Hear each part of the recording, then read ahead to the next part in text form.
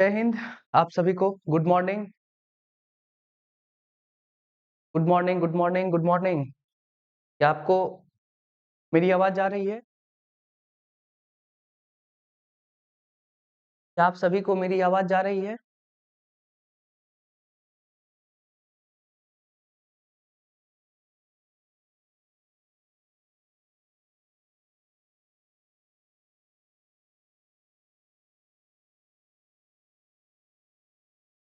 क्या आप लोगों को मेरी आवाज जा रही है? यस और नो में जवाब दीजिएगा।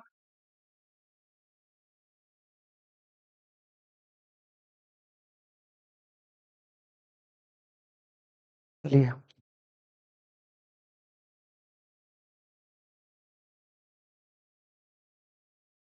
तो आज की क्लास हम लोगों की पहली क्लास होगी और वो क्लास होगी इंग्लिश ग्रामर की।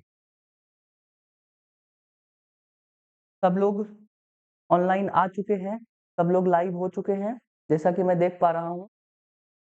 तो अब हम लोग सीधा अपने इंग्लिश के क्लास 1 पर फोकस करेंगे। सारे लोगों के पास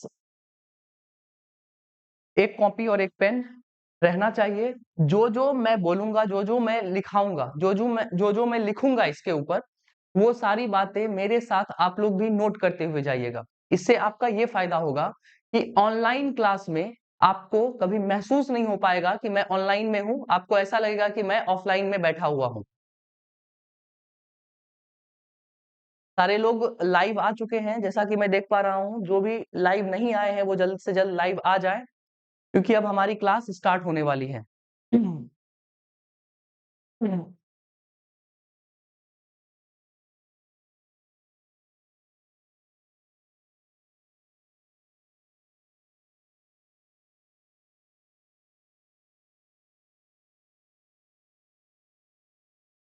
चलिए, अब कमेंट पे से आप लोग ध्यान थोड़ा सा हटाइएगा, तो हम लोग अपना क्लास स्टार्ट करेंगे। हम लोग जो आज स्टार्ट करने वाले हैं वो है हमारे इंग्लिश ग्रामर की पहली क्लास। इंग्लिश ग्रामर की पहली क्लास आज हम लोग स्टार्ट करने वाले हैं।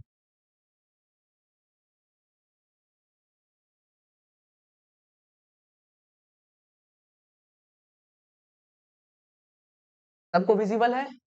सारे लोगों को सारी बातें विजिबल हो रही हैं या नहीं हो रही हैं?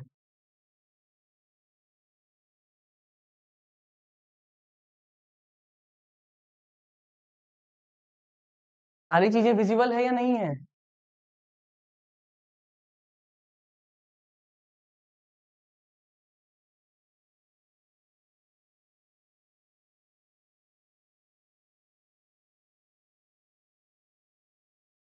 चलिए, आज की जो मैंने क्लास स्टार्ट की है वो है हमारी इंग्लिश ग्रामर की पहली क्लास, जिसमें हमें ये देखना है कि हमारे इस एग्जाम में इंग्लिश ग्रामर में क्या क्या पोर्शन आता है, क्या क्या पूछा जाता है, क्या किस तरीके से हमें इन सारी चीजों को डील करना है। जो 15 क्वेश्चंस हमें पूछे जाते हैं, उन 15 क्वेश्चंस को किस तरीके से टैकल करना है, किस तरीके से हमें नंबर लाने हैं, किस तरीके से हमें कोई भी चीजों का ध्यान देकर इस तरीके से चलना है कि क्या चीजों को इग्नोर करना है और क्या चीजों को बढ़िया तरीके से हैंडल करना है। तो जब हम बात करते हैं कोई भी एग्जामिनेशन की और उसमें अगर इंग्लिश का सिलेबस आता है, किसका सिलेबस आता है, इंग्लिश पूछा जाता है, साथ साथ मेरे साथ आप दोहराइएगा भी। जो भी बात मैं बोलूंगा उस बातों को आप लोग अपने से ही अपने रूम के अंदर जहां पर बैठे हुए हैं वहां पर खुद बोलने का कोशिश करिएगा। जो भी मैं बोलूंगा कि दोहराइए, तो वो आप लोग खुद दोहराने का कोशिश करिएगा। तो जब भी हम लोग कोई भी एग्जामिनेशन की बात करते हैं और उसमें अगर इंग्लिश का कोई भी एस्पेक्ट आता है, किसका एस्पेक्ट आता है, इंग्लिश का अगर एस्पेक्ट आता है, तो इंग्लिश हमें 3 तरीकों से पूछ लिया जाता है। इंग्लिश के हमें 3 एस्पेक्ट्स देखने के लिए मिलते हैं। कितने एस्पेक्ट्स देखने के लिए मिलते हैं? तो 3 एस्पेक्ट्स देखने के लिए हमें मिलते हैं। क्या सब एस्पेक्ट देखने के लिए मिलता है भैया? तो पहला एस्पेक्ट जो हमें देखने के लिए मिलता है वो हमारा होता है ग्रामर का एस्पेक्ट। उसे हम कहते हैं, पहला चीज जो हमें देखने के लिए मिलता है वो क्या होता है? वो होता है हमारा ग्रामर का एस्पेक्ट होता है। उसके बाद दूसरी कहानी जो हमसे पूछ ली जाती है, वो कहानी होती है, वो हमारी होती है, उसे हम कहते हैं वोकैबुलरी वाली। दूसरी जो कहानी हमसे पूछी जाती है उसको क्या कहते हैं बुआ? तो हम बोलेंगे उसको कहा जाता है वोकैबुलरी सेक्शन। ठीक है, वोकैबुलरी सेक्शन से हमें पूछ लिया जाता है कुछ कुछ सवाल जो हमें देखने होंगे कि किस तरीके का सवाल हमें पूछा जाता है। पहला हुआ ग्रामर और दूसरा हुआ हमारा वोकैबुलरी वाला पोर्शन। अब तीसरी कहानी हमसे क्या पूछ ली जाती है? तो तीसरी कहानी हमसे पूछ ली जाती है कॉम्प्रिहेंशन वाली कहानी। तीसरी कहानी हमसे पूछी जाती है जो होती है कॉम्प्रिहेंशन की कहानी। तो तीन तरीके से हमारे पास सवाल आते हैं, वो भी कहां से? तो इंग्लिश से हमें तीन तरीके के सवाल आते हैं। पहला जो ग्रामर का पोर्शन होता है, दूसरा जो वोकैब का पोर्शन होता है और तीसरा जो हमारा कॉम्प्रिहेंशन वाला पोर्शन होता है। यहां तक सभी बच्चों को समझ में आ रहा है या नहीं आ रहा है, एक बार बता दीजिएगा।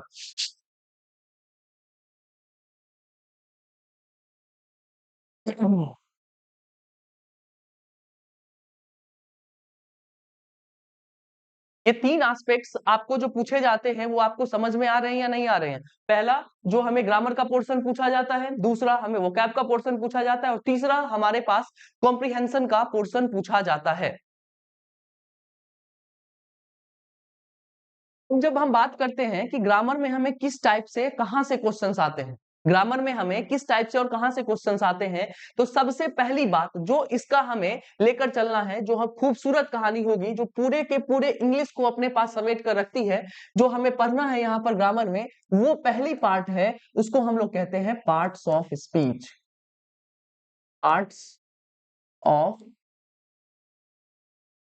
स्पीच, ये पहला पोर्शन ऐसा है जो हम हमें किसमें पढ़ना होता है? ग्रामर में। जो क्या है? एक बैकबोन है, पूरे के पूरे इंग्लिश को जोड़ कर रखने वाला काम कौन करता है? हमारा पार्ट्स ऑफ स्पीच काम करता है।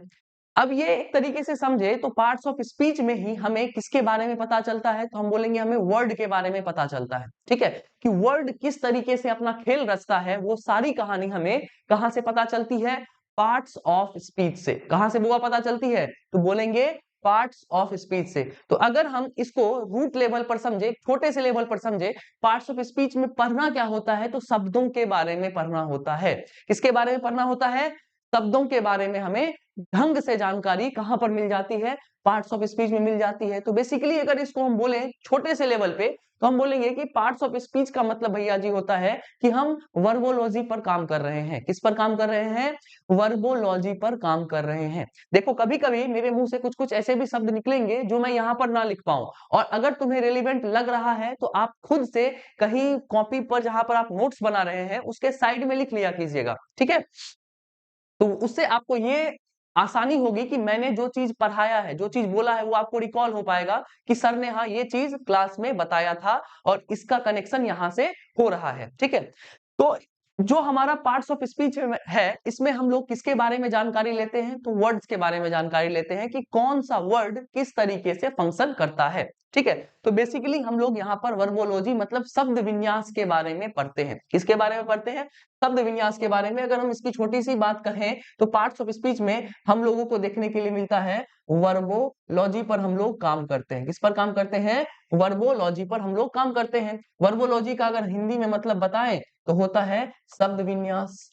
हम लोग सिंपल सी बात है शब्द विन्यास पर काम करते हैं। इस पर काम करते हैं, शब्द विन्यास पर काम करते हैं। अब इसके बाद जो ग्रामर का दूसरा एस्पेक्ट है, जो कि वर्ड को सीखने के बाद हमें पता चलता है, वो दूसरा एस्पेक्ट कौन सा है भैया? तो हम बोलेंगे दूसरा एस्पेक्ट है सेंटेंस। क्या है?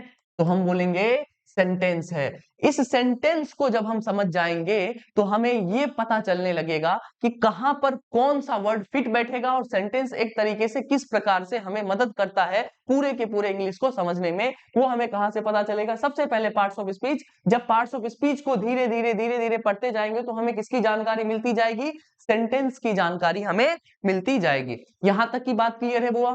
तो हमें ग्रामर में कितने एस्पेक्ट्स को देखना है? दो एस्पेक्ट्स को देखना है। पहला पार्ट्स ऑफ स्पीच देखना है और दूसरा सेंटेंस को देखना है। और ये दोनों चीजें साथ साथ चलती जाएंगी। अब जब आगे मैं बताऊंगा तो आपको खुद पता चल जाएगा कि पार्ट्स ऑफ स्पीच कितना बड़ा सेक्शन है इस हमारे इंग्लिश ग्रामर का। कोई दिक्कत, कोई परेशानी? यस और नो में जवाब देंगे।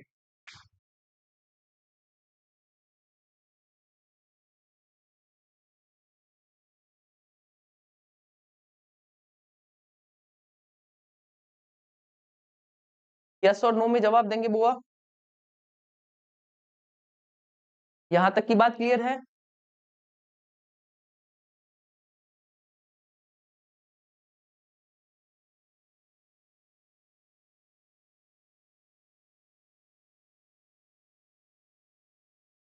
क्या समझ में नहीं आया बुआ?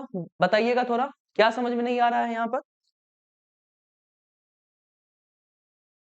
हमने अभी मात्र 3 चीज़ों को डिस्कस किया है कि कोई भी अगर एग्जामिनेशन आप देने के लिए जा रहे हैं कॉम्पिटिशन लेवल पे, तो आपको इंग्लिश में 3 एस्पेक्ट्स देखने के लिए मिलते हैं। पहला ग्रामर का एस्पेक्ट, दूसरा वोकैब्युलरी का एस्पेक्ट और तीसरा कॉम्प्रिहेंशन का एस्पेक्ट। ठीक, यहां तक तो किसी को दिक्कत नहीं होना चाहिए।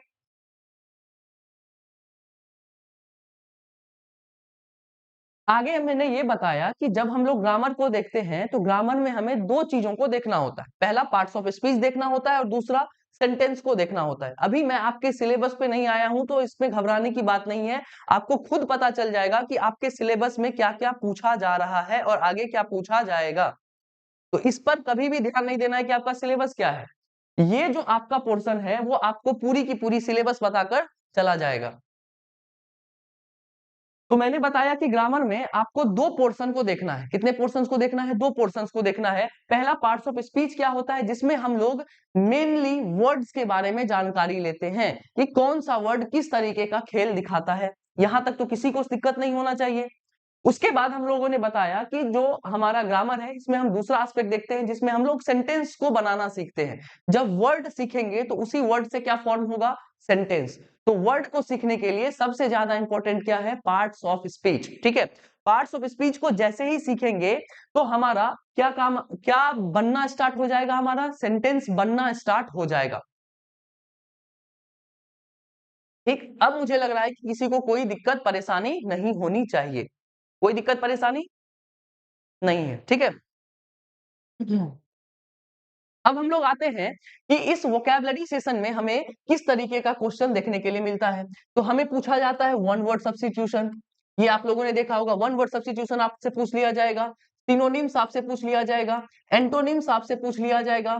उसके बाद आपसे इडियम्स पूछ लिए जाएंगे। उसके बाद आपसे फ्रेजेस पूछ लिए जाएंगे। उसके बाद आपसे स्पेलिंग टेस्ट पूछ लिया जाएगा। इस तरीके के आपको सेक्शंस कहां पर देखने के लिए मिलेंगे? वोकैब के सेक्शन में आपको देखने के लिए मिलेंगे कि आपको कहां-कहां से क्वेश्चन आएगा। तो वन वर्ड सब्स्टिट्यूशन से क्वेश्चन आ जाएगा, आपको सिनोनिम एंटोनिम्स पूछ लिए जाएंगे, आपको इडियम्स, फ्रेजेस, स्पेलिंग टेस्ट, ये सारी चीजें आपको पूछ ली जाती हैं। किस सेक्शन में? तो वोकैब के सेक्शन में आपसे पूछ ली जाती है। कोई परेशानी यहां तक तो नहीं होनी चाहिए। मुझे इतना लग रहा है कि आपको इतनी ज्यादा परेशानी यहां तक नहीं होनी चाहिए, क्योंकि मैं बस अभी यही बात कर रहा हूं कि आपका इंग्लिश किस तरीके से आपको बिहेव करता हुआ नजर आता है और आपको किस तरीके से उसे टैकल करना है। सबसे पहला हमें ग्रामर को टैकल करना है। उसके बाद हम धीरे धीरे कहां पर आएंगे? वोकैब के सेक्शन पे, और फिर तीसरे एस्पेक्ट पे आकर हमारा इंग्लिश पूरा का पूरा क्या हो जाएगा? द एंड हो जाएगा इसका। यहां तक की बात क्लियर हुआ?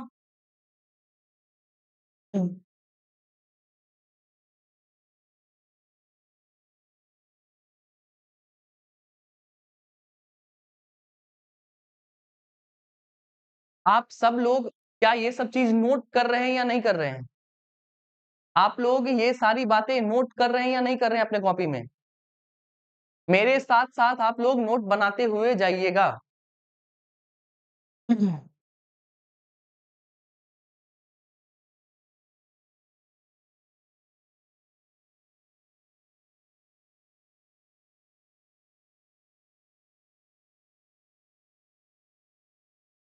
अब है हमारा, जो हमारा तीसरा एस्पेक्ट है वो है हमारा कौन सा? तो हम बोलेंगे कॉम्प्रिहेंशन।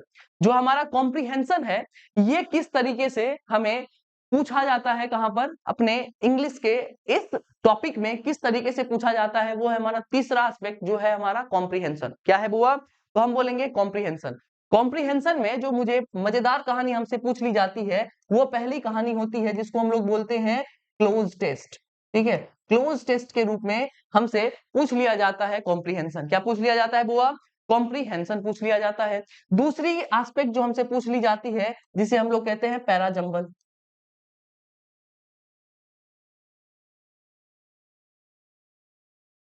ये तीसरी, अब ये दो एस्पेक्ट हमसे कहां पर पूछ लिए गए हैं? पहला है हमारा क्लोज टेस्ट और दूसरा है हमारा पैराजंबल। ये दो कहानी हमसे पूछ ली जाती है कहां पर? तो हमारे कॉम्प्रिहेंशन के सेक्शन में हमसे पूछ ली जाती है। और तीसरी जो हमारी कहानी होती है, जिसे हम लोग कहते हैं रीडिंग कॉम्प्रिहेंशन। रीडिंग कॉम्प्रीहेंशन, जिसे हम लोग बेसिक लेवल पर जो हमारे 10th-12th के बच्चे हैं वो इस लेवल पर जानते हैं, इसको अनसीन पैसेज के नाम से इसको जानते हैं। तो ये 3 एस्पेक्ट्स हमें कहाँ पूछ लिए जाते हैं? कॉम्प्रिहेंशन वाले सेक्शन में पूछ लिए जाते हैं। यहां तक की बात क्लियर है? अभी तक मैंने ये बताया कि जो भी हमारे एग्जाम में इंग्लिश का पोर्शन आता है वो किस तरीके का दिखता है। सबसे पहला हमें दिखाई देगा ग्रामर के रूप में, दूसरा हमें दिखाई देगा वोकैब के रूप में और तीसरा हमें दिखाई देगा कॉम्प्रिहेंशन के रूप में। कोई परेशानी, कोई दिक्कत तो बताइए।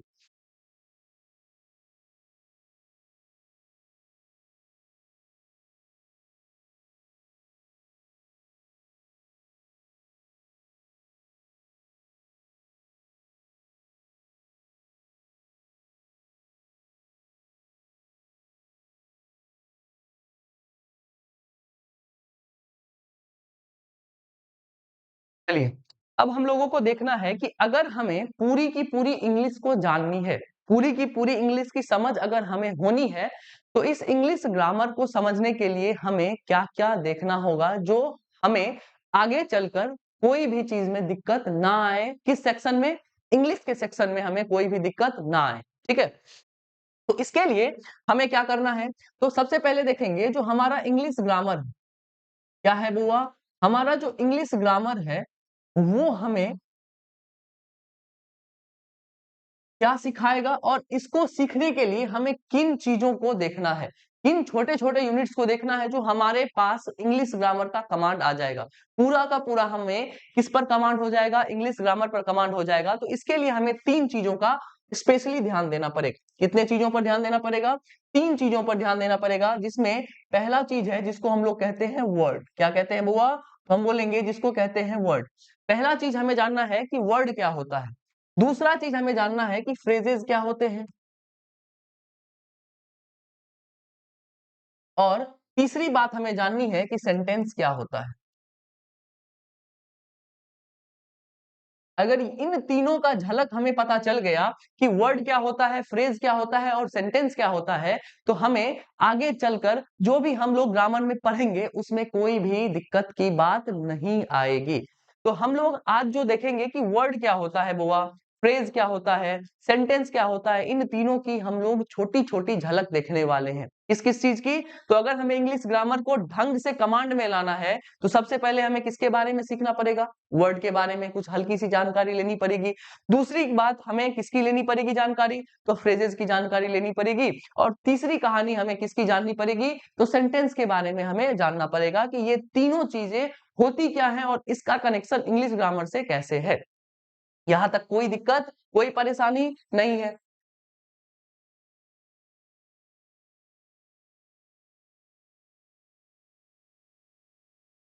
कॉम्प्रिहेंशन के सेकेंड नंबर में पैराजम्बल लिखा हुआ है जिसको PQRS के फॉर्म में हम लोगों से पूछा जाता है। ठीक है, आपको 4 सेंटेंसेस दे दिए जाएंगे, वो ऊपर नीचे होंगे, उसको बोलेगा अरेंज करने के लिए। यही है तुम्हारा पैराजम्बल करके है। तो अब जब हम लोगों को इंग्लिश ग्रामर पे कमांड चाहिए तो इसमें हमें वर्ड्स को देखना है, फ्रेजेस को देखना है और सेंटेंसेस को देखना है। तो सबसे पहली कहानी जब हम लोग वर्ड पे जाएंगे, किस पे जाएंगे? वर्ड पे जाएंगे। तो भैया वर्ड होता क्या है? तो अगर हमें ये देखना है कि वर्ड की सबसे छोटी यूनिट क्या होती है, वर्ड की सबसे छोटी यूनिट क्या होती है, तो वो होती है साउंड। क्या होती है? साउंड होती है। वर्ड की सबसे छोटी यूनिट क्या होती है? साउंड होती है। मैं जैसे जैसे यहाँ पर नोट्स बनाता हुआ जा रहा हूँ, जैसे जैसे लिखता हुआ जा रहा हूँ, एज इट इज आपको ऐसे ही अपने कॉपी में लिख लेना है। ठीक है, जिससे कि आपको समझने में कभी भी परेशानी नहीं होगी। कोई दिक्कत परेशानी यहाँ तक? आपको अपना हैंड रिटेन नोट्स बनाना है। अपना हैंड रिटेन नोट्स होगा तो उसको पढ़ने में समझने में कोई भी परेशानी नहीं आएगी। ये जो हमारा वर्ड है, इसका जो सबसे छोटा यूनिट है, इसका जो सबसे छोटा यूनिट है वो क्या है बुआ? तो हम बोलेंगे साउंड है। क्या है? साउंड है इसका सबसे छोटा यूनिट। अब बोलेंगे कि साउंड किस तरीके से इसका सबसे छोटा यूनिट है। अगर हम बोले कि अगर आपके सामने कोई भी चीज रख दी जाए, कोई भी आपके सामने कोई भी लेटर रख दिया जाए, तो उस लेटर को बोलने के लिए, उस लेटर को पहचानने के लिए कोई ना कोई साउंड की आवश्यकता होती है। जैसे कि आपके लिए मैं एक चिन्ह लिख रहा हूं, ये वाली चिन्ह। अगर आप इसको बोलना चाहिएगा तो आप बोलिएगा कि यहाँ पर जो लिखा हुआ है वो क्या लिखा हुआ है, अ लिखा हुआ है। क्या लिखा हुआ है, अ लिखा हुआ है। लेकिन अगर मैं इस तरीके का चिन्ह बना दूं और बोलूं कि ये क्या चीज लिखा हुआ है, आप बेहोश हो जाइएगा। आप क्या हो जाइएगा, पूरे के पूरे बेहोश हो जाइएगा कि सर मैं इसे तो पहचान सकता हूं, इसकी आवाज निकाल सकता हूं, लेकिन इसकी आवाज नहीं निकाल सकता हूं। तो वर्ड का सबसे छोटा यूनिट कौन सा हुआ बुआ, तो हम बोलेंगे साउंड हुआ। क्या हुआ, साउंड हुआ। एज इट इज अगर मैं इसकी आवाज आपसे निकालने के लिए बोलूं तो ये एक सिंबल है, इसकी आवाज आप निकाल कर बोल सकते हैं कि यह क्या है, क है। क्या है, क है। लेकिन अगर मैं इसकी आवाज आपसे निकालने के लिए बोलूं तो आप बोलिएगा कि सर फिर से मैं यहाँ पर क्या हो गया, बेहोश हो गया। कोई परेशानी, दिक्कत, इसका भी आवाज आपसे नहीं निकल पाया कि ये हमारे सामने लिखा हुआ है क्या। तो कोई भी वर्ड को बताने के लिए हमें किसकी आवश्यकता होती है, साउंड की आवश्यकता होती है। कोई भी प्रतीक है, कोई भी चिन्ह है, कोई भी सिंबल है, उसको बताने के लिए हमें किसकी आवश्यकता होती है बुआ, तो हम बोलेंगे हमें साउंड की आवश्यकता होती है। वर्ड का स्मॉलेस्ट यूनिट जो हमारे पास है वो क्या है, साउंड्स है। अब इसी साउंड्स को दिखाने के लिए हमारे पास इंग्लिश में कुछ कुछ सिंबल्स हैं। और वो सिंबल्स कितने हैं, तो वो सिंबल्स 26 लेटर्स में हमारे पास मौजूद है। कितने लेटर्स में मौजूद है, 26 लेटर्स में मौजूद है। जब हम इन्हीं 26 लेटर्स को आपस में पिरोते हैं, क्या करते हैं, आपस में पिरोते हैं, माला बनाते हैं, माला बनाकर एक साथ जोड़ते हैं, तो इसी 26 लेटर्स को आपस में जोड़कर हमें इसका नाम मिलता है जिसको हम लोग बोलते हैं अल्फाबेट्स। क्या बोलते हैं इसको, अल्फाबेट्स। 26 लेटर्स को जब हम लोग किसमें पिरोते हैं बुआ, माला में पिरोते हैं, तो इसको क्या कहा जाता है, तो इसको कहा जाता है अल्फाबेट्स। क्या कहा जाता है, अल्फाबेट्स कहा जाता है। ये बात क्लियर है।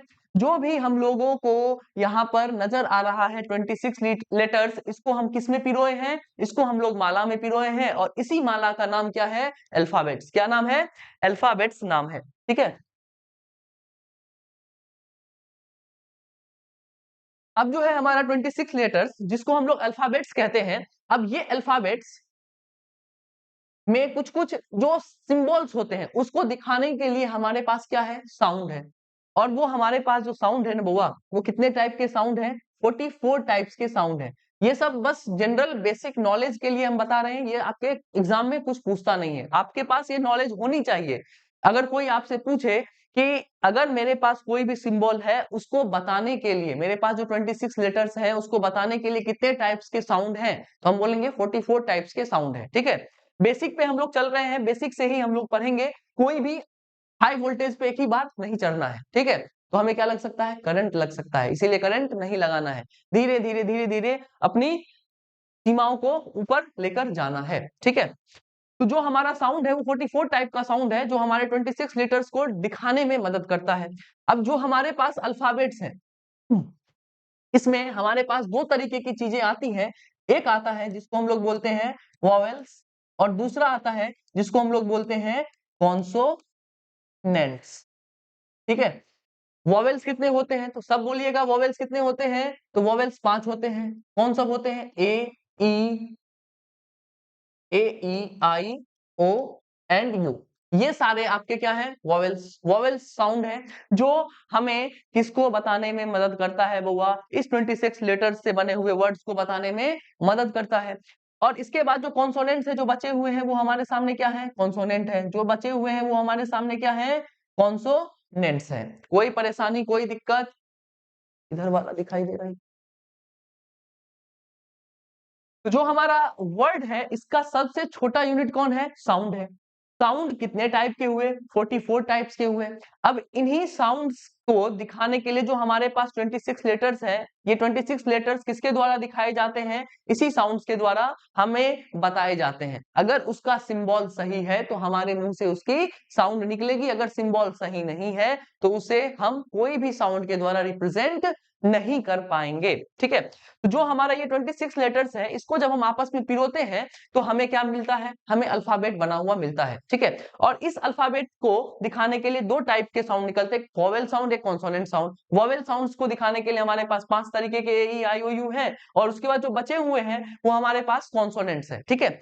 जैसे हो गया बी सी डी एफ, इस तरीके से लगातार जो 26 में बचे हुए हैं, 5 के अलावा जो 21 बचे हुए हैं वो सारे क्या हैं, कॉन्सोनेंट्स हैं। ठीक, ये हो गई हमारी अब ये साउंड की कहानी। अब आगे चलते हैं, यहां तक की कहानी आप लोगों के कॉपी में लिखी हुई है या नहीं है, लिख लिए हो?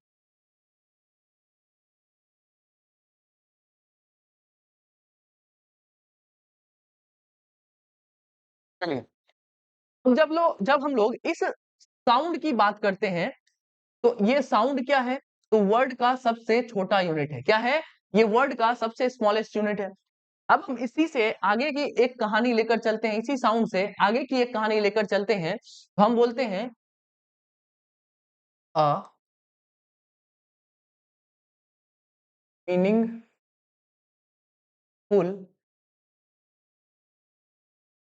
Unit of letters. आपके सामने एक कहानी मैंने लिखी है जिसमें मैंने लिखा है a meaningful unit of letters. क्या होता है बुआ? अगर आप लोगों को जानकारी होगी तो आप लोग बता पाइएगा कि a meaningful unit of letters होता क्या है। इसे कहते हैं a meaningful unit of letters. जब हम लेटर्स को आपस में जोड़ देते हैं तो क्या बनता है, बताइएगा सारे आदमी। जब हम लेटर्स को आपस में जोड़ देते हैं तो क्या बनता है, जल्दी से बताइएगा।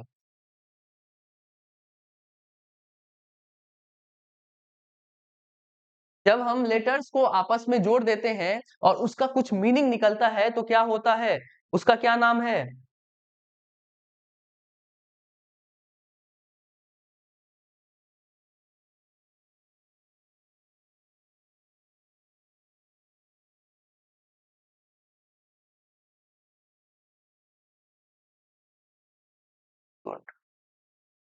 अमित पटेल, वर्ड का स्पेलिंग बुआ सही करो।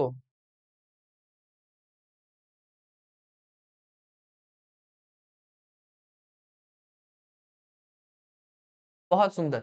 जब भी हम लोग एक मीनिंगफुल यूनिट निकालते हैं किसका, लेटर्स का, तो इसका नाम होता है बउआ, हम बोलते हैं इसको वर्ड्स। क्या बोलते हैं, वर्ड। वर्ड क्या होती है, किसी भी लेटर्स को जब हम आपस में जोड़ते हैं और उसका क्या निकल जाए, मीनिंग निकल जाए, तो हम उसे क्या कहते हैं, वर्ड। अब यहीं से एक खूबसूरत सी कहानी निकलेगी जिसे हम लोग कहते हैं यूनिट। ये जो हमारा यूनिट है, ये जो हमारा लेटर्स का यूनिट है, जो मीनिंगफुल यूनिट निकाल कर लाया है हमारा लेटर, इसको हिंदी में क्या कहते हैं, तो हम बोलेंगे इसको हम लोग कहते हैं इकाई। अब जो ये इकाई है वो क्या है, इस वर्ड की जो छोटी सी इकाई है वो क्या है, तो एक खूबसूरत सी इकाई हमें निकलती हुई नजर आएगी जिसे हम लोग कहते हैं पार्ट्स ऑफ स्पीच। बुआ ध्यान दीजिएगा, क्या है, पार्ट्स ऑफ स्पीच। ये कहानी यहीं से निकल कर आती है। कहां से निकल कर आती है, वर्ड से निकल कर आती है, जो हमारी क्या है, पार्ट्स ऑफ स्पीच है। अब कायदे से पार्ट्स ऑफ स्पीच कितने होते हैं, ये आप सबको पता होना चाहिए कि पार्ट्स ऑफ स्पीच कितने होते हैं। एक बार बताइएगा पार्ट्स ऑफ स्पीच कितने होते हैं बुआ।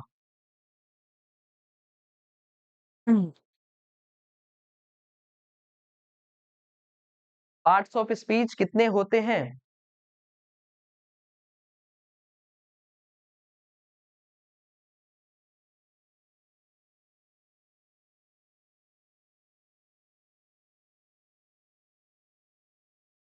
Very good, 8 8 8 8। बहुत बढ़िया। जब हम कायदे से देखें तो पार्ट्स ऑफ स्पीच टोटल कितने होते हैं, तो हम बोलेंगे 8 टाइप्स के पार्ट्स ऑफ स्पीच होते हैं। कितने टाइप्स के पार्ट्स ऑफ स्पीच होते हैं, 8 टाइप्स के पार्ट्स ऑफ स्पीच होते हैं। जिसमें पहले नंबर पर कौन आया, तो हम बोलेंगे नाउन आया। सेकेंड नंबर पे कौन आया, तो हम बोलेंगे प्रोनाउन आया। थर्ड नंबर पे कौन आया, तो हम बोलेंगे एडजेक्टिव आया। बोलते जाइएगा और सेम सीक्वेंस में लिखिएगा। क्यों लिखिएगा, इसकी कहानी भी आगे चलकर हम बताएंगे कि हम सबसे पहले नाउन ही क्यों पढ़ते हैं और सबसे लास्ट में हम लोग जाकर कंजंक्शन और इंटरजेक्शन ही क्यों पढ़ते हैं। तो जिस तरीके से हम सीक्वेंस वाइज लिख रहे हैं उसी सीक्वेंस वाइज में आपको पढ़ पढ़ कर लिखना है। सबसे पहला कौन है बुआ, तो हम बोलेंगे नाउन है। दूसरा कौन है, तो हम बोलेंगे प्रोनाउन है। तीसरा कौन है, तो हम बोलेंगे एडजेक्टिव है। चौथा कौन है, तो हम बोलेंगे मेरा प्यारा सा भाई आ गया, हमारा वर्ब आ गया। उसके बाद फिफ्थ नंबर पे कौन है, तो हम बोलेंगे फिफ्थ नंबर पे आ गया हमारा एडवर्ब आ गया। सिक्स नंबर पे कौन है, तो हम बोलेंगे सबसे प्यारी कहानी हमारी आती है जिसको हम लोग बोलते हैं प्रीपोजिशन। 7th नंबर पे कौन आया? तो 7th नंबर पे एक और भाई आए जिसका नाम है कंजंक्शन। और 8 नंबर पे कौन आया? तो हमारा आया इंटरजेक्शन। क्या नाम है? इंटरजेक्शन।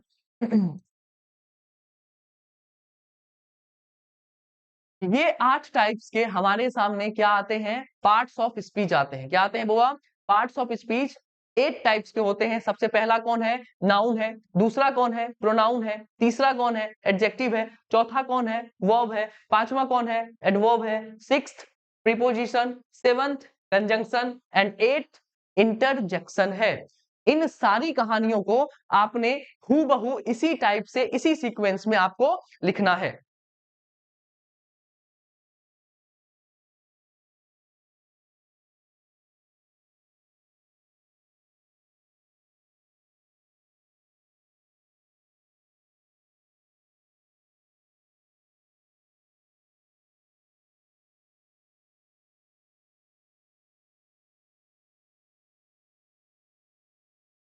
चलिए, अब हम लोग इन सारे का एक छोटा-छोटा डेफिनेशन तैयार करेंगे। इन सारे का इन 8 टाइप्स के पार्ट्स ऑफ स्पीच का छोटा-छोटा डेफिनेशन तैयार करेंगे। अभी इसको पूरे तरीके से हमें खोलना नहीं है। सबका छोटा-छोटा डेफिनेशन तैयार करेंगे कि नाउन क्या होता है, प्रोनाउन क्या होता है, एडजेक्टिव क्या होता है। इसी से हमें एक खूबसूरत सी कहानी नजर आती हुई दिखाई देगी, जो नाउन ही सबसे पहले क्यों, कंजंक्शन सबसे पहले क्यों नहीं, या फिर एडवर्ब सबसे पहले क्यों नहीं। तो इसके लिए हमें एक खूबसूरत सी कहानी लिखनी पड़ेगी, जो होगा इसका छोटा-छोटा डेफिनेशन। नाउन की अगर हम छोटी सी डेफिनेशन बताने का काम करें, तो हम बोलेंगे इसको कहा जाता है नेमिंग वर्ड। क्या कहा जाता है? तो हम बोलेंगे इसको कहा जाता है भैया जी नेमिंग वर्ड कहा जाता है। ये है हमारे पास नाउन से पहले लिखा हुआ है प्रो। क्या लिखा हुआ है? प्रो लिखा हुआ है। प्रो का मतलब होता है किसी चीज में क्या करना? ऐड करना, कोई भी चीज किसी के बदले में आना। तो नाउन को प्रो बनाने का काम कौन कर रहा है? प्रोनाउन कर रहा है। मतलब कि नाउन के बार बार आने की चीजों को कौन रोकेगा? प्रोनाउन रोकेगा। बार बार आने के साथ साथ ये क्या करता है? हम लोगों को इरिटेट कर देता है। तो उस इरिटेशन को कौन रोक रहा है? प्रोनाउन। तो हम बोलेंगे ये रिप्लेस करता है नाउन को। तो रिप्लेसेस अ नाउन। के बाद है हमारा एडजेक्टिव। एडजेक्टिव की अगर हम छोटी सी कहानी बताएं, तो ये करता है क्वालिफाइज अ नाउन। अब हमें कहानी ऊपर पता चल गई है कि अगर कोई भी चीज नाउन को कोई भी चीज कुछ करेगा, तो ऑटोमेटिकली किसे कर देगा? तो हम बोलेंगे और अ प्रोनाउन।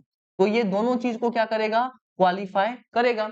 वर्ब जो होता है, ये एक तरीके से क्या करता है? हमारे कामों को बताता है। ठीक है, हमें हमने क्या किया है, हम क्या कर रहे हैं, उन सारी कहानी को कौन बताता है? वर्ब बताता है। तो हम बोलेंगे ये हमारे एक्शन को बताता है, इसीलिए इसका नाम हो गया एक्शन डिनोटिंग वर्ड। क्या नाम हो गया? एक्शन डिनोटिंग वर्ड इसका नाम हो गया। उसके बाद जब हम लोग एडवर्ब पर आते हैं, तो यहाँ पर हमें इसकी एक कहानी बस जाननी है, जिसको हम लोग कहते हैं क्वालिफाइज अ वर्ब। वैसे तो ये ढेर प्रकार के काम करता है, वर्ब के साथ साथ क्वालिफाई करने का और अलग अलग चीजों का काम करता है, लेकिन अभी हमें छोटी सी जानकारी लेनी है कि एडवर्ब क्या करता है। ये वर्ब को क्वालिफाई करता है। प्रीपोजिशन का अगर हम छोटा सा डेफिनेशन निकालें, तो हम बोलेंगे ये एक रिलेटिंग वर्ड है। क्या है? रिलेटिंग वर्ड है। रिलेटिंग वर्ड कहने का मतलब ये है कि एक सेंटेंस में आकर दो चीजों को जोड़ता है। दो एक सेंटेंस में आकर दो चीजों को जोड़ता है। जैसे मैं बोलूं कि किसी का नाम मैं इसमें से ले लूं,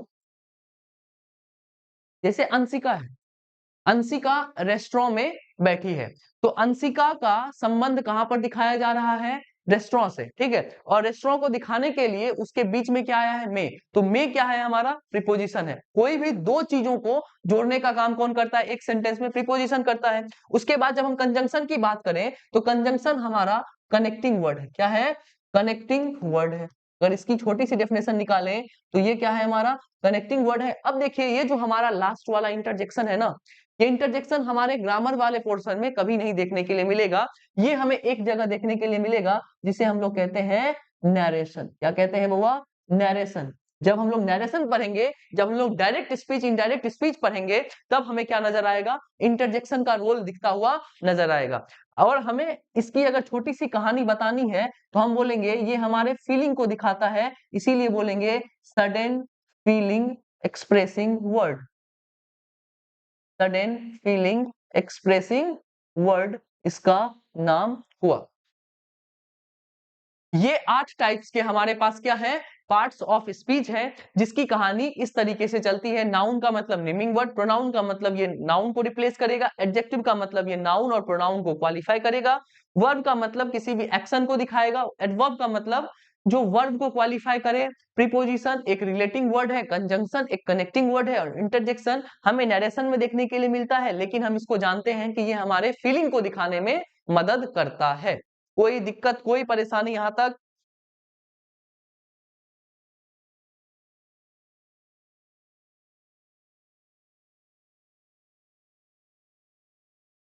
ये हमारे वर्ड्स के एस्पेक्ट यहाँ पर होते हैं खत्म। मैंने पहला एस्पेक्ट आपको बताया है कि जो हमारा वर्ड है वो किस तरीके से हमें दिखाई देता है। तो वर्ड हमें किस तरीके से दिखाई देता है बउआ?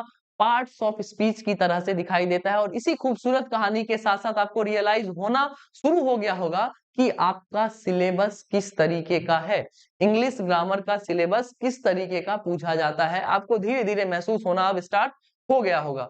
हमें सिलेबस अलग से बताने की कोई जरूरत नहीं पड़ेगी जब मैं आपको सेंटेंस तक लेकर पहुंच जाऊंगा।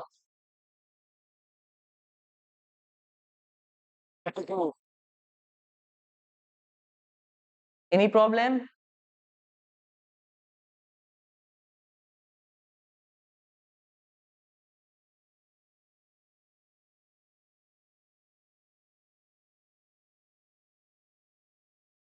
सारे आदमी लिख लिए हो? साथ में लिखने का कोशिश करो, साथ में लिखने का कोशिश करो और साथ साथ समझने का कोशिश करो। इससे क्या होगा, आपका स्पीड भी बढ़ेगा, आपका माइंड मेकअप भी सही हो पाएगा।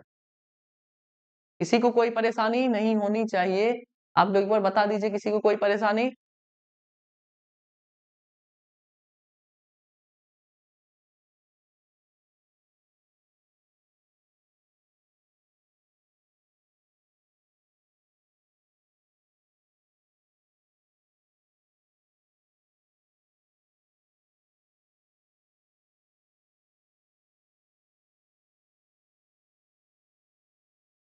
लिख लिए हो सब?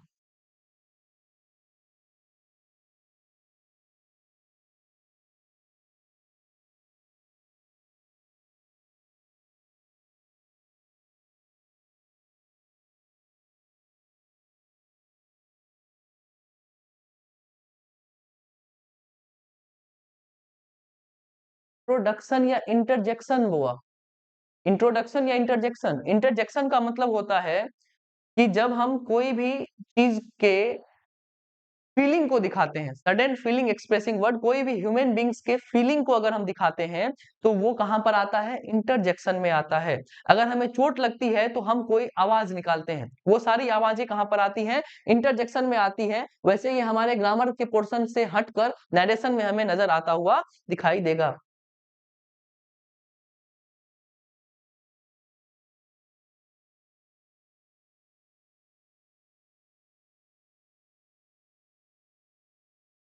बाबू, नाम जानकर क्या करोगे ये बताओ?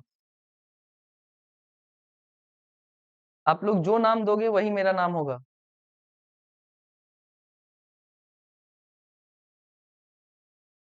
भाषा में लिखाएंगे बुआ, अभी सबको अलग अलग नहीं ना बताए हैं, इसीलिए भाषा में नहीं लिखाए हैं। जब सारे को अलग अलग बताएंगे, जब नाउन पढ़ेंगे तो नाउन का बताएंगे, प्रोनाउन पढ़ेंगे प्रोनाउन का। अभी छोटा छोटा बताए ना, छोटा छोटा डेफिनेशन अभी हम बता रहे हैं, पूरा नहीं बताए हैं। अभी बस हमें जानना है कि नाउन ही क्यों पहले, प्रोनाउन क्यों बाद में, उसके बाद क्यों लास्ट में इंटरजेक्शन, क्यों लास्ट में कंजंक्शन। इसीलिए मैंने इंटरजेक्शन वर्ड के बाद लिखा हुआ है sudden feeling expressing word, sudden feeling expressing word लिखा हुआ है, सडन फीलिंग एक्सप्रेसिंग वर्ड। सब लिख लिए हो? तो आगे बढ़े बुआ।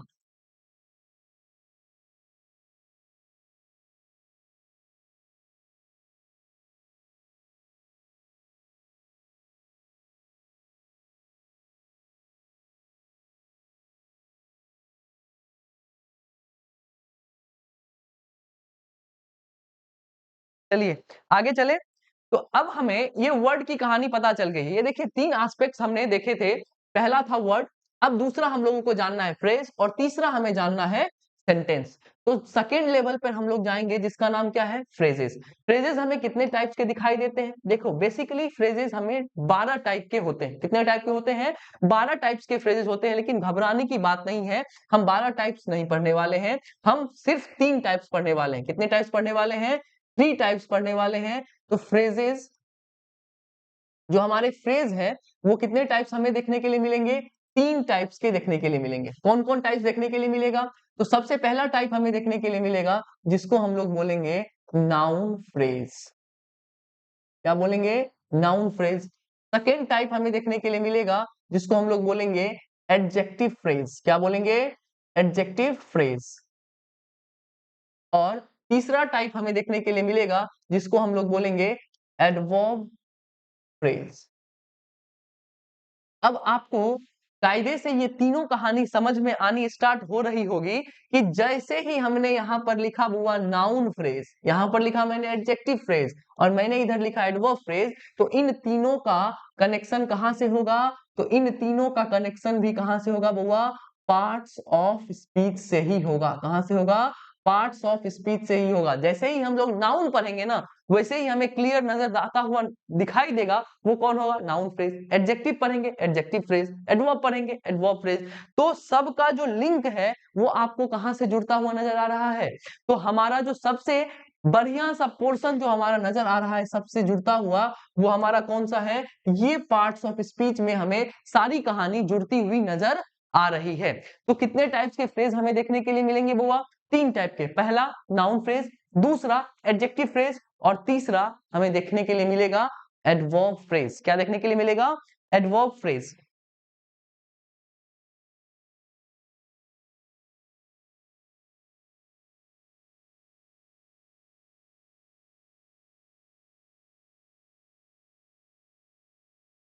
अपने बारे में हम बता दें, बस हम पढ़ाते हैं और क्या बताएं, टीचर हैं और पढ़ा रहे हैं, इससे ज्यादा आपको क्या जानकारी चाहिए ये बताइए।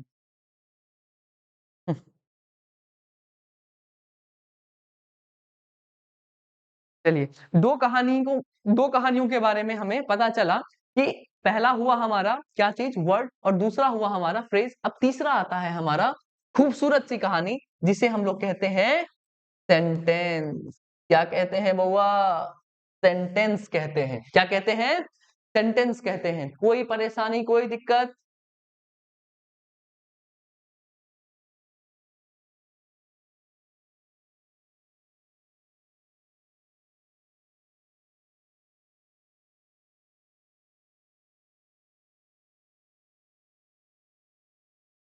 मैं कहाँ से हूँ? अभी तो फिलहाल पटना में ही हूँ।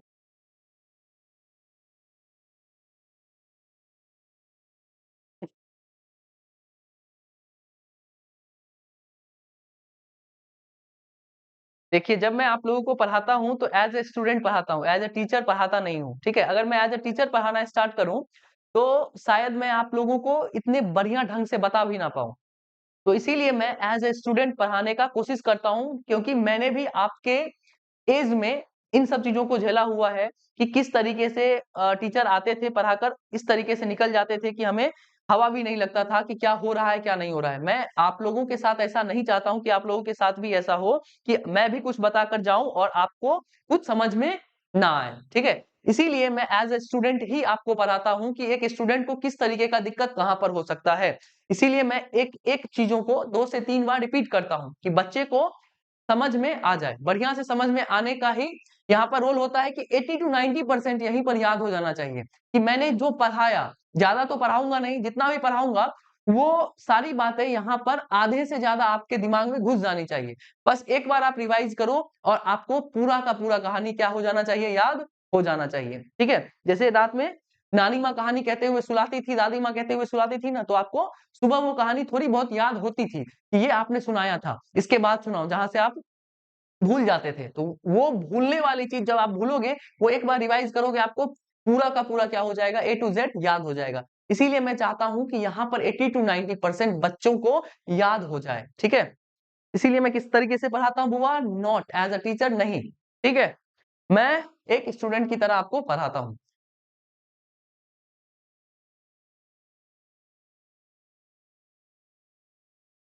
जी सोनम कुमारी, आपकी कमेंट आ रही है।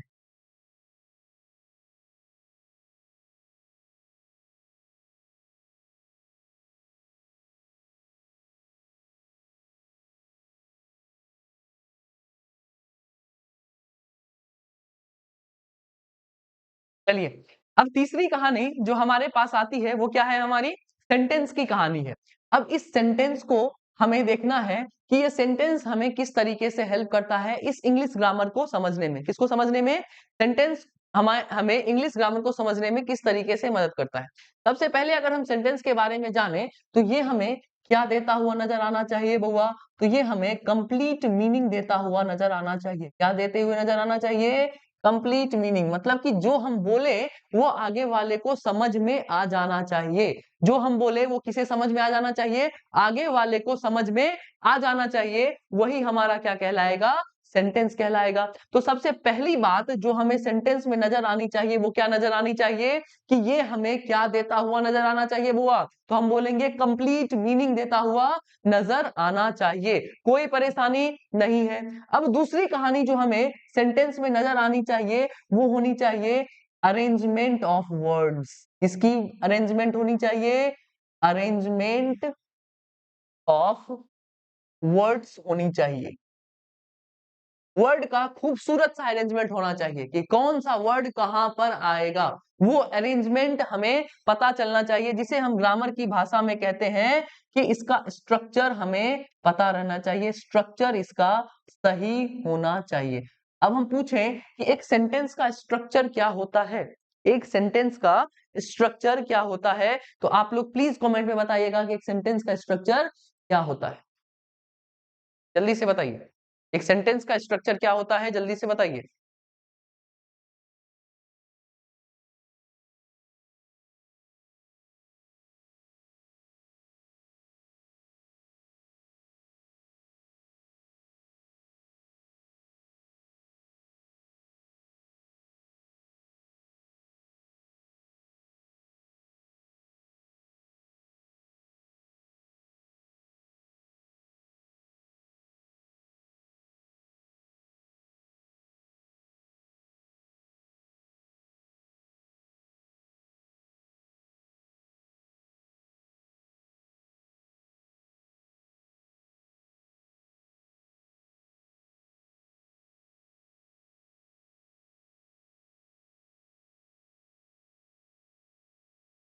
सेंटेंस का स्ट्रक्चर बुआ क्या होता है, किसी को नहीं पता?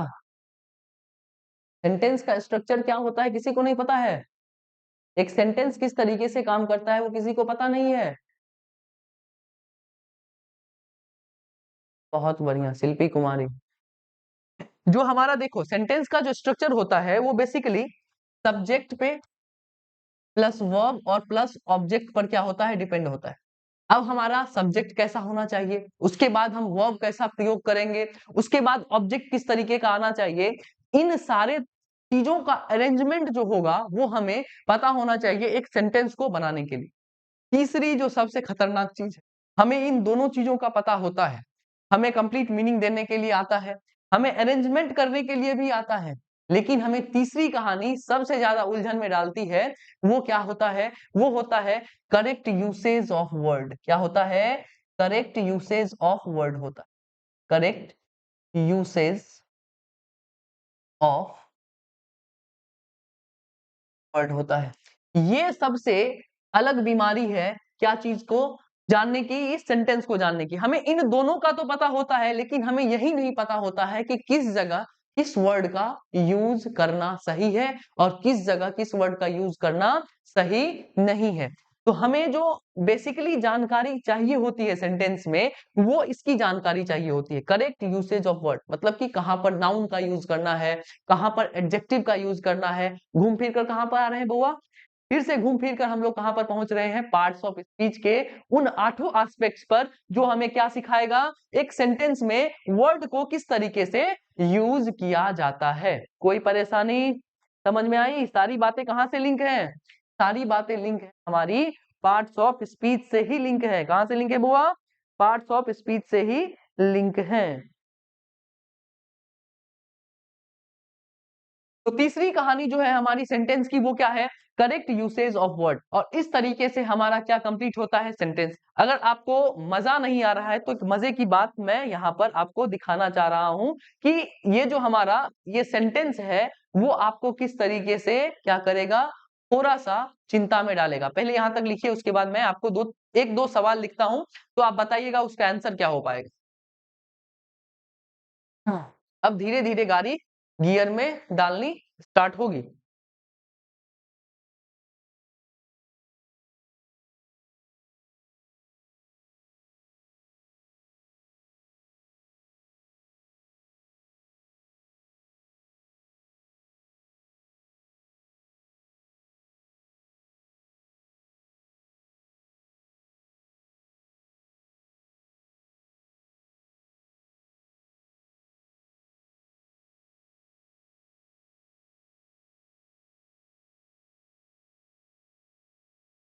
चलिए अब एक दो क्वेश्चंस मैं लिखता हूं, आप उस पर ध्यान दीजिएगा और बताइएगा कि कहां पर क्या चीज होना चाहिए।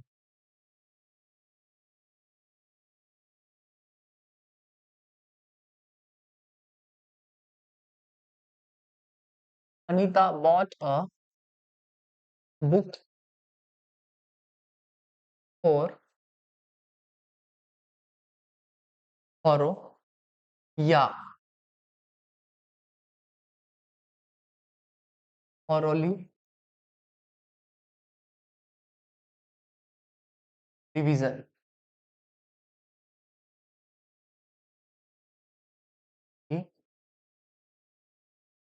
seems good, yeah, well।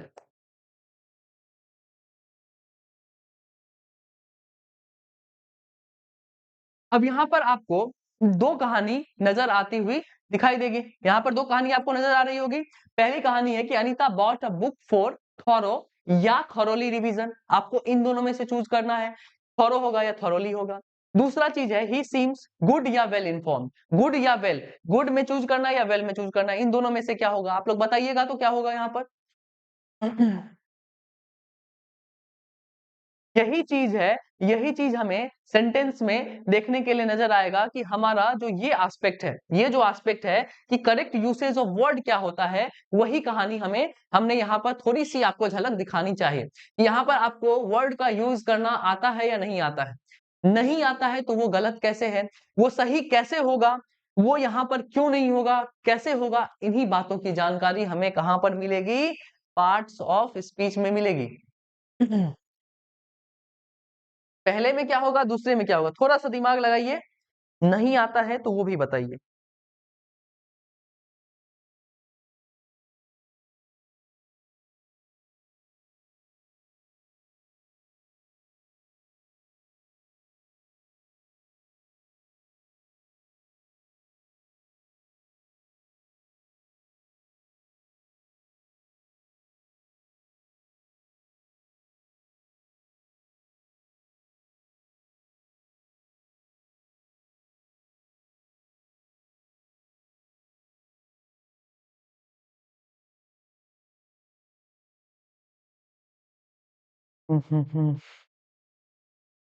देखिए, अब जो अगर मैं आपको यहाँ पर इनकी कहानी बताना स्टार्ट कर दूंगा ना, तो आपको आगे की कहानी समझने में बहुत ज्यादा दिक्कत होगी। मेरे लिए इसका आंसर देना बहुत बड़ी बात नहीं है, मैं इसका आंसर दे सकता हूँ, आपके लिए इसका आंसर समझना बहुत बड़ी बात नहीं है।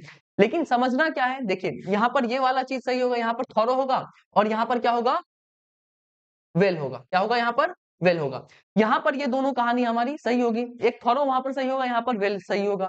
ये बात मैंने आपको बता दी, लेकिन आपको ये जानकारी नहीं है कि यहाँ पर थॉरोली क्यों नहीं हुआ, यहाँ पर गुड क्यों नहीं हुआ, तो वो वाली बात दिक्कत की बात है। इसीलिए आपको ये समझना बहुत ज्यादा जरूरी है कि अगर कोई चीज वहां पर गलत है तो उसका कोई ना कोई रीजन जरूर होगा, और उसी रीजन को समझने के लिए, उसी एस्पेक्ट को समझने के लिए हमें कौन सी कहानी समझनी है, पार्ट्स ऑफ स्पीच की कहानी समझनी है। किसकी कहानी समझनी है बुआ, तो हम बोलेंगे पार्ट्स ऑफ स्पीच की कहानी हमें समझनी है।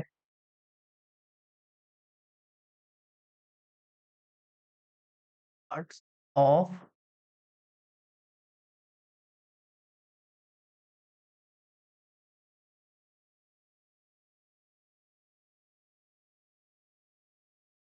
ये कहानी हमें समझनी पड़ेगी। अब इस कहानी में हम लोगों ने देखा कि ये जो हमारा पार्ट्स ऑफ स्पीच है, ये कितने टाइप के होते हैं? अभी मैंने बताया कि जो हमारा पार्ट्स ऑफ स्पीच है वो कितने टाइप का होता है? 8 टाइप का। कितने टाइप के होते हैं? 8 टाइप्स के होते हैं। लेकिन इसमें एक और फूफा आकर जुड़ते हैं। कौन जुड़ते हैं? एक और फूफा आकर जुड़ते हैं, जो बात-बात पर अपने प्रेजेंस को बताएंगे। जैसे शादी-ब्याह में फूफा आते हैं, थोड़े नाराज हो जाते हैं। वैसे ही हमारे पास भी एक फूफा है, पार्ट्स ऑफ स्पीच के पास भी एक कौन है? फूफा जी हैं, जो हर हमेशा अपना प्रेजेंस दिखाते हैं कि मैं भी हूँ, मैं भी हूँ। वो कौन है? जिसे हम कहते हैं डिटरमाइनर्स। हम लोग क्या कहते हैं बुआ? डिटरमाइनर्स। यहाँ पर हमें क्या देखने के लिए मिलेगा? डिटरमाइनर्स देखने के लिए मिलेंगे। अब ये डिटरमाइनर्स क्या है? इसकी भी कहानी हमें अलग से पढ़नी पड़ेगी। डिटरमाइनर्स में हमें आर्टिकल्स के बारे में पढ़ना पड़ेगा, अलग अलग चीजों के बारे में हमें जानकारी नजर आते हुए दिखाई देंगी। तो अब आपको क्लियर दिखाई दे रहा है कि आपका सिलेबस क्या है और कैसे पूछा जाएगा। सबको अगर पता चल गया कि आपका सिलेबस क्या है, तो आप बताइए यस और नो। क्या मुझे अलग से आपको सिलेबस बताने का जरूरत पड़ा?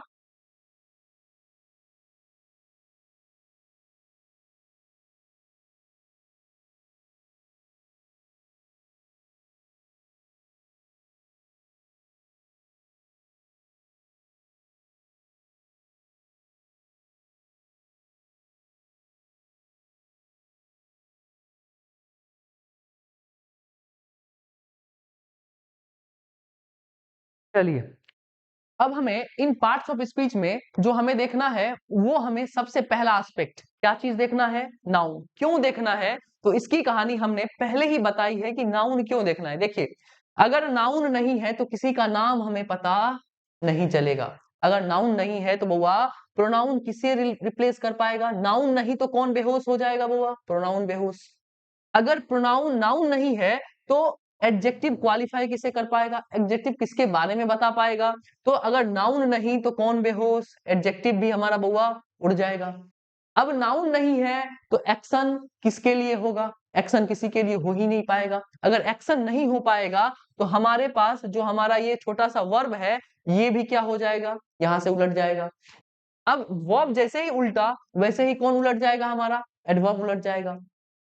उसके बाद देखो, ये है हमारा प्रीपोजिशन। यहां पर लिखा हुआ है पोजीशन और यहां पर लिखा हुआ है प्री।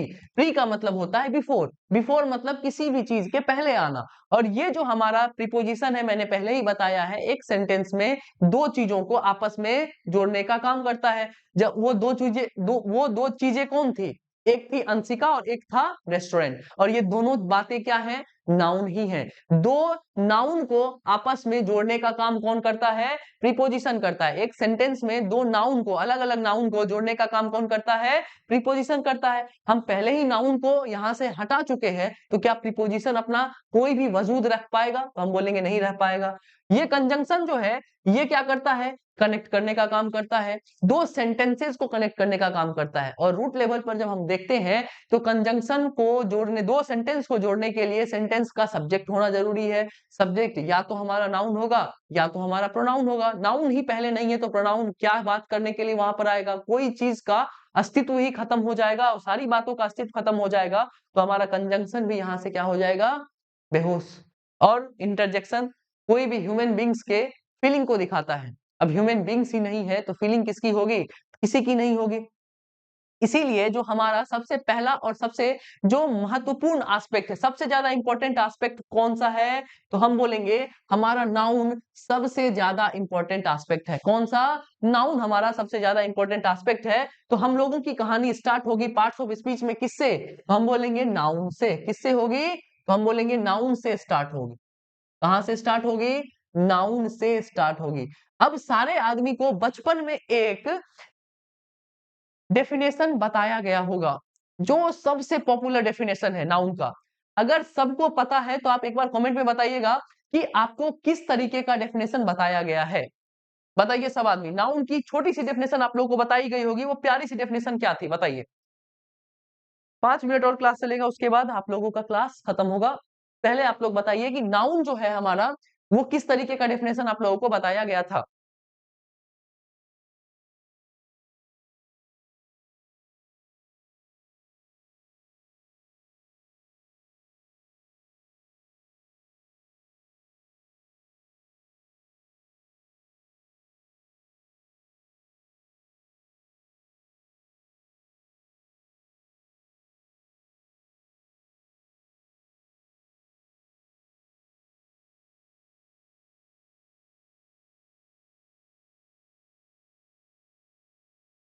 थोड़ा इंग्लिश में बताइए, इंग्लिश में बताइए, इंग्लिश वाली डेफिनेशन बताइए। आप इंग्लिश पढ़ रही हैं, आप हिंदी नहीं पढ़ रही हैं।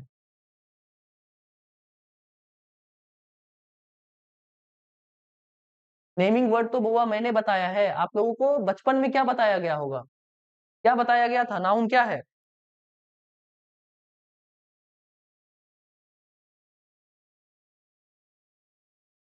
दुनिया में जो भी चीज है सब नाउन है।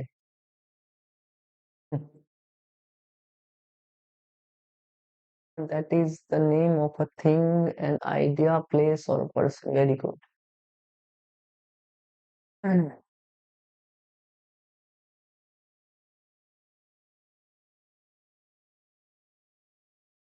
चलिए, आप लोगों को यही कहानी बताई गई होगी कि noun is the name of, लिखिएगा, नाउन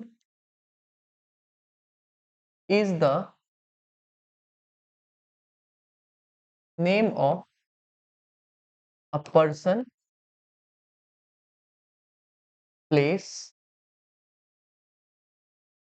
और अ थिंग। ये चीजों ये चीज आपको बचपन से सिखाई गई होंगी कि नाउन जो होता है वो किसी पर्सन का नाम, किसी प्लेस का नाम या फिर कोई भी चीज का नाम होता है। अब इसी कहानी को समझने के लिए मैं खूबसूरत से 3 क्वेश्चंस आपके सामने लिखता हूं और आप बताइएगा कि इसमें नाउन कौन-कौन है। पहले इतनी कहानी आप लोग लिखिए।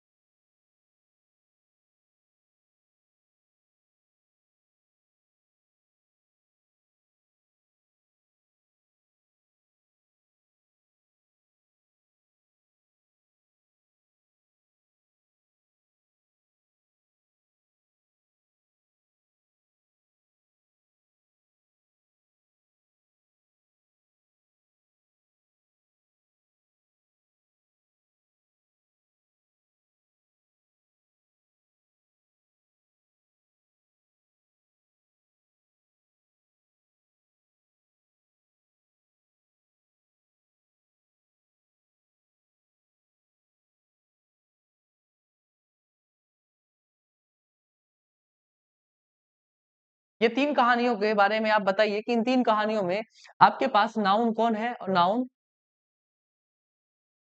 आप बताइएगा कि नाउन कौन है यहाँ पर? प्लेड अ मैच है। बताइए इन तीनों कहानी में नाउन कौन-कौन है? हेलो, आप लोगों को आवाज नहीं आ रही है क्या?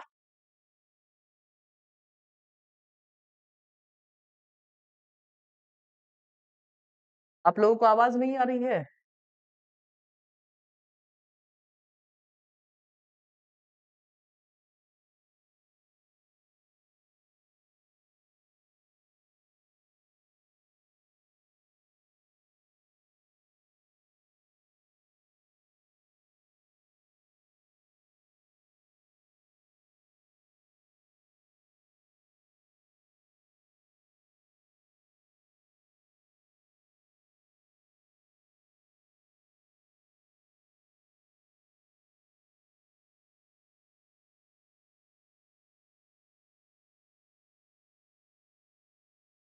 देखिए, आप लोगों के समझ के हिसाब से जो यहाँ पर नाउन होनी चाहिए वो कौन-सा होगी?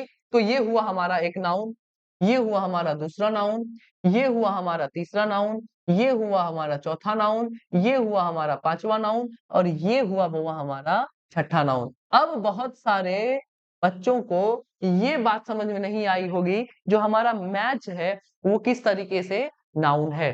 अब इसी कहानी को हम लोग नेक्स्ट क्लास में पढ़ने का काम करेंगे। आज की कहानी सब बच्चों को समझ में आई या नहीं आई? फर्स्ट वर्ड लिखा हुआ है विकास, हुआ विकास है।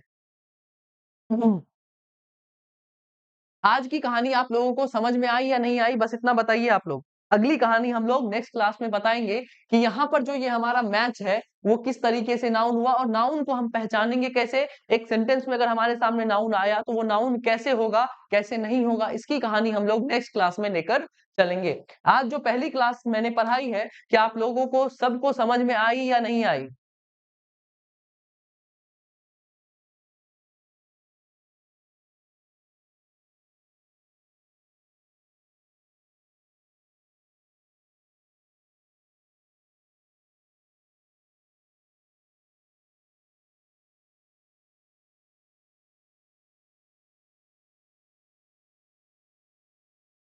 चलिए, तो आज की कहानी यहीं तक रखेंगे। सब लोगों को बहुत बहुत धन्यवाद, बहुत बहुत आभार। मिलेंगे नेक्स्ट क्लास में कल फिर इसी समय में 9 से 10। जय हिंद।